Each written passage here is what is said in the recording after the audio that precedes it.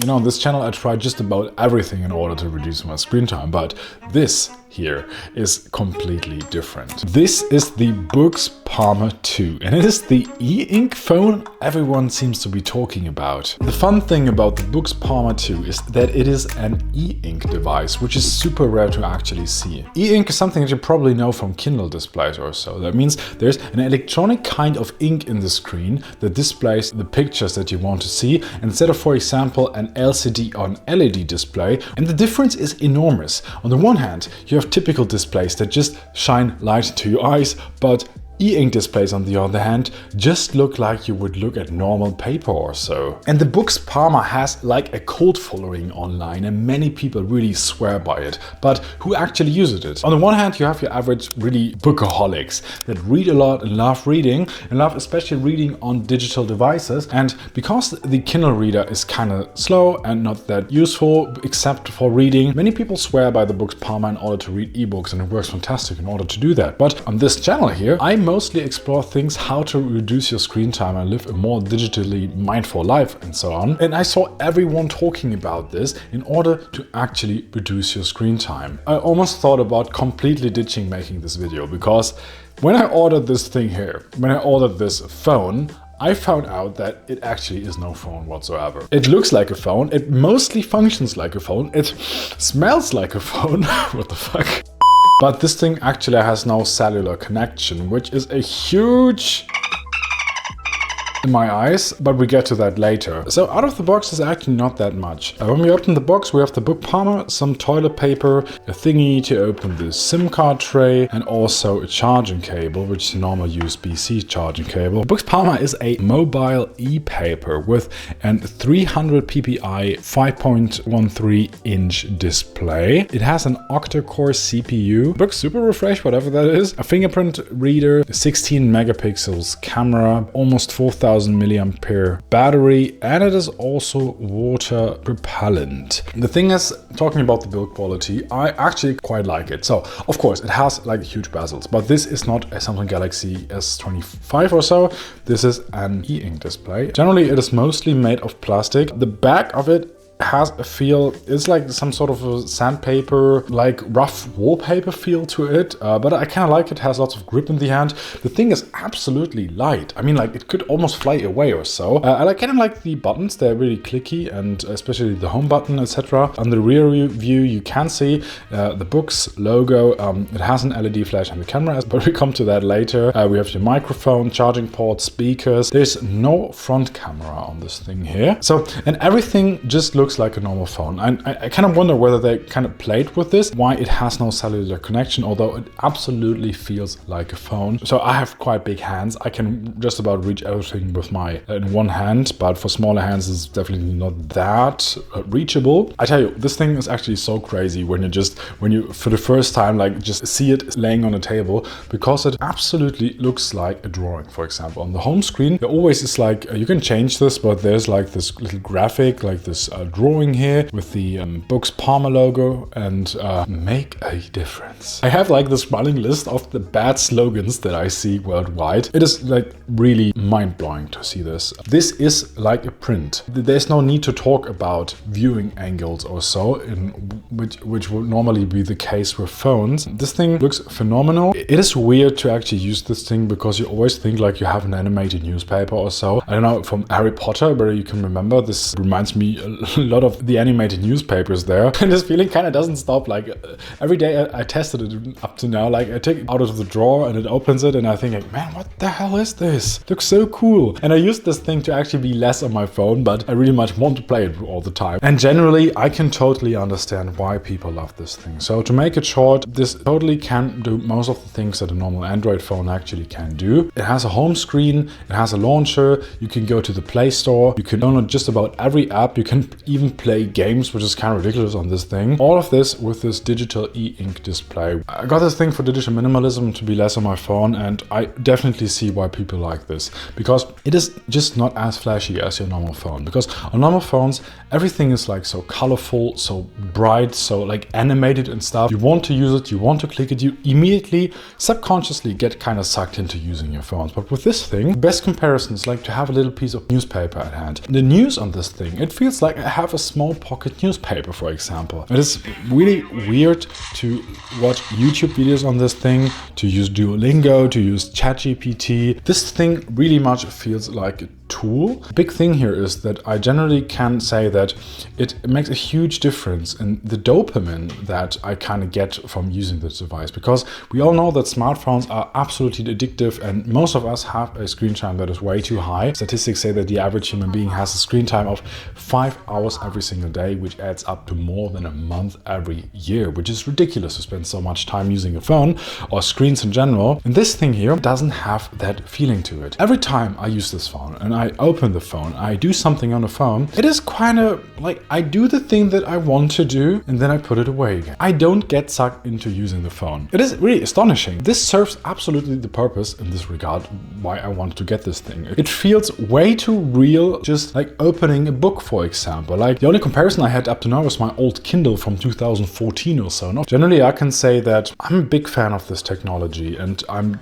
really much surprised how well this actually works, how well this functions in this format. I would have never thought that something like this exists, but they're coming, especially books, the company comes up with more and more products like this. It is fantastic for the eyes. I really much love to use it in the bed in the evening when I scroll something, because I can just use my normal night table lamp that I have there. It doesn't like make me all awake in the night with all the blue light that normal screens emit, but this thing here, like reading a book, that's all I can say. Of course you could, for example, ask, yeah, why not just use the grayscale mode on your phone? I shared this tip in another video that I made about lowering your screen time. Yeah, this works as well, but it still is very bright and it is still does not have this haptic feeling to it, this physical feeling to it, which makes it kind of feel like more like a tool. Yes, grayscale on a phone, if that's what you want to try in order to reduce your screen time, that works definitely as well, but this works 1,000 times better than this. I use this thing for a week now and want to test whether I like it or not, and I just did about everything that I normally do on my phone and works pretty great. I especially just love that it doesn't suck me into using it all the time. I had it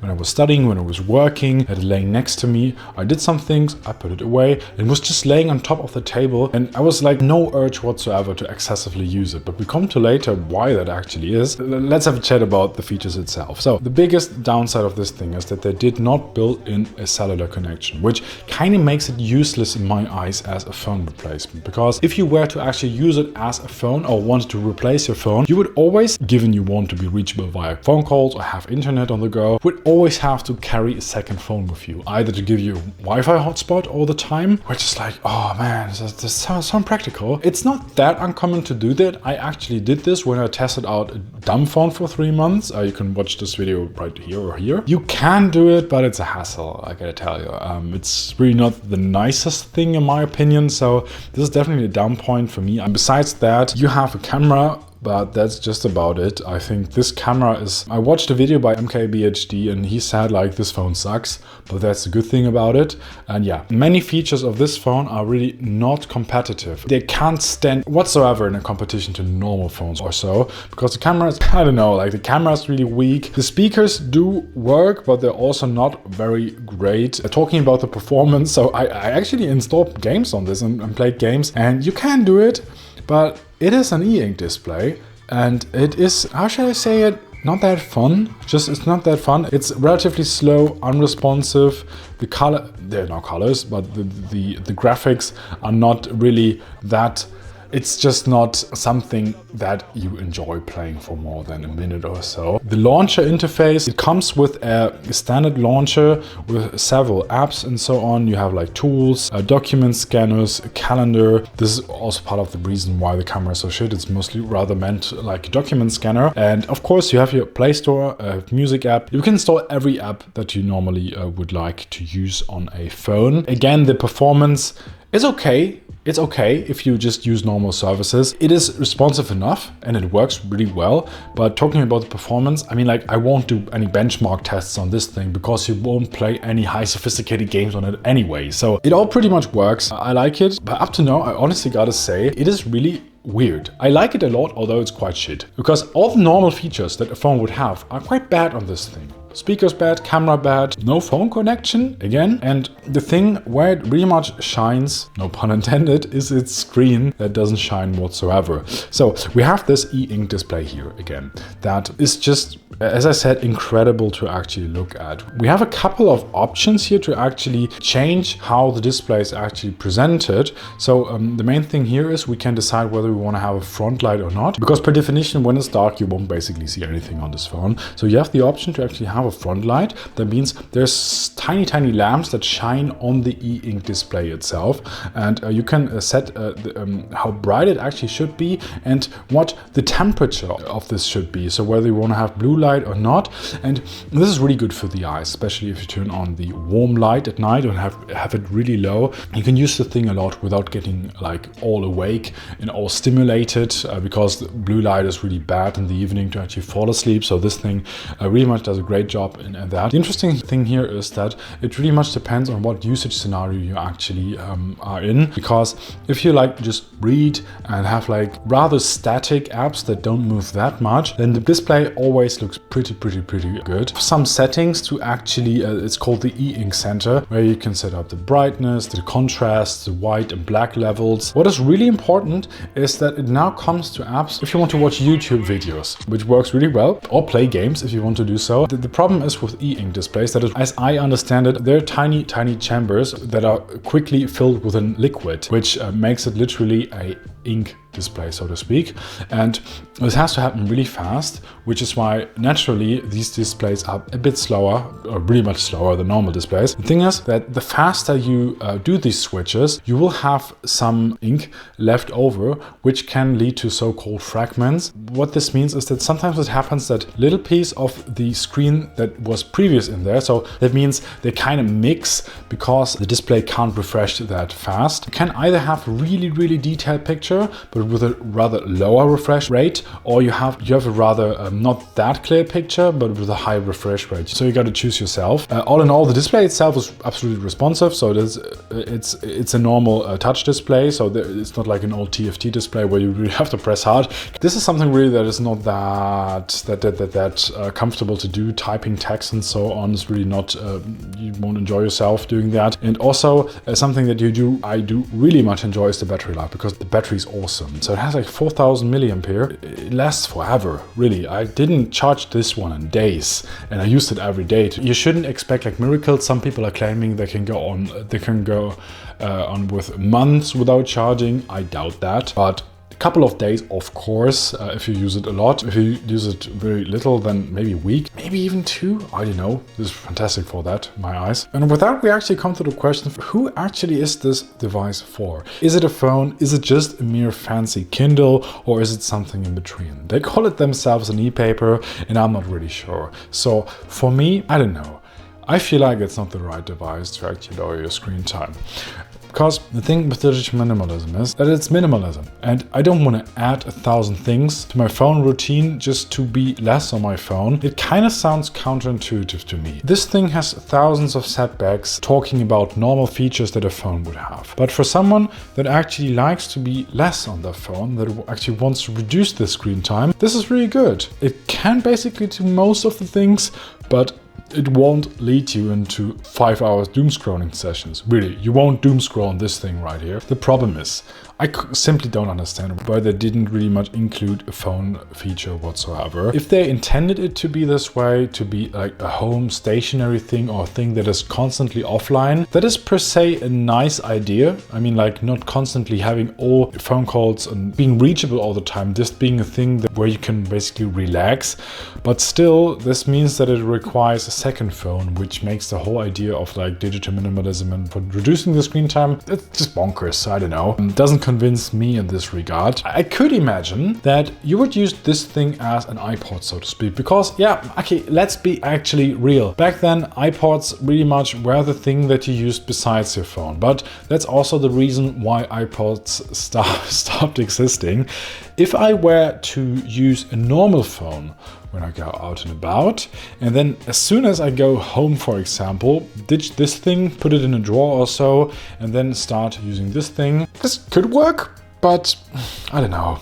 If you're just on the market for an e-reader, this thing is awesome. Really, this thing is phenomenal. I would 10 out of 10 recommend it. And if you're just looking for not necessarily a new device or so, but in addition, if you're kind of into this idea of having a second home device or so, the thing that you bring on a car ride or so, commute or when traveling, this can work really well. But I'm just not sure whether it sustainably can guarantee that you will use a phone less, because of the missing phone feature, you are sooner or later drawn into your normal phone again, which is kind of sad. Although there are so many drawbacks, I would absolutely get this thing if it had a cellular connection. I would immediately get it and I would daily drive it. But until now, I say no, not possible for me. I tried basically everything when it comes to reducing your screen time, and I think that the most radical approaches that seem the most impractical with your day-to-day life, like using a dumb phone, using no phone, they are all nice in the short term, but they don't really much last that long, and you're more or less like rebound to your normal phone again. And I'm looking for sustainable solutions. So final verdict, if you're looking for a normal e-reader, fantastic. If you have a spare money to just have a second device for home, travel, whatsoever, great device. If you're looking to replace your phone, be less on your phone, yeah, I'm kind of sentimental because I really much like this thing. It's not you, it's me. I have too high expectations. I don't know. Anyway, if you're interested in actually going a step further, and as I said, not just using a phone replacement, but completely ditching your smartphone and going for a dumb phone instead, then click here on this video where I showed you what it's actually like to live 3 months without a smartphone and with a dumb phone instead. Spoiler alert, it sucked but was great at the same time. So anyways, make sure to give this video a watch. And besides that, thank you so much for watching, and I really much hope you enjoyed the video, and hopefully see you next time. Bye bye.